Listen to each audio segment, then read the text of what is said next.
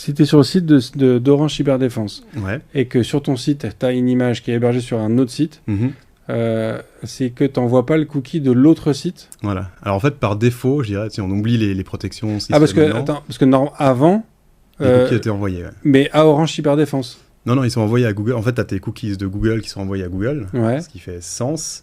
Mais du coup, ça laisse la porte à des attaques dites de cross-site request forgery, où tu peux forcer une requête à être effectuée sur un autre site, alors que l'utilisateur s'en rend pas compte. Tu vois, quand tu ouvres une image, forcément, il y a une requête qui part vers l'autre site. Et si l'autre site permet de faire un truc débile, par exemple changer un mot de passe avec juste le nouveau mot de passe dans l'URL, l'utilisateur, quand il charge l'image, il a changé son mot de passe sans s'en rendre compte. Parce que le cookie est envoyé avec. Et du coup, pour le site distant, il est authentifié, il fait la demande de changement de mot de passe. Parce que par exemple, si je fais un site malveillant avec cette image qui en fait va changer le mot de passe sur le site de Google, ça va automatiquement envoyer le cookie Google authentifiant la personne et du coup ça lui change son... Exactement.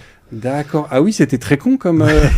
C'est très con, c'est ce qui s'appelle le CSRF, ou le Cross-Site Request Forgery, et effectivement, en fait, de base, quelque part, toutes les applications étaient vulnérables. Si on n'avait pas pensé à se protéger contre ça, forcément, on peut automatiser l'envoi d'un formulaire, l'envoi d'une requête GET ou quoi que ce soit.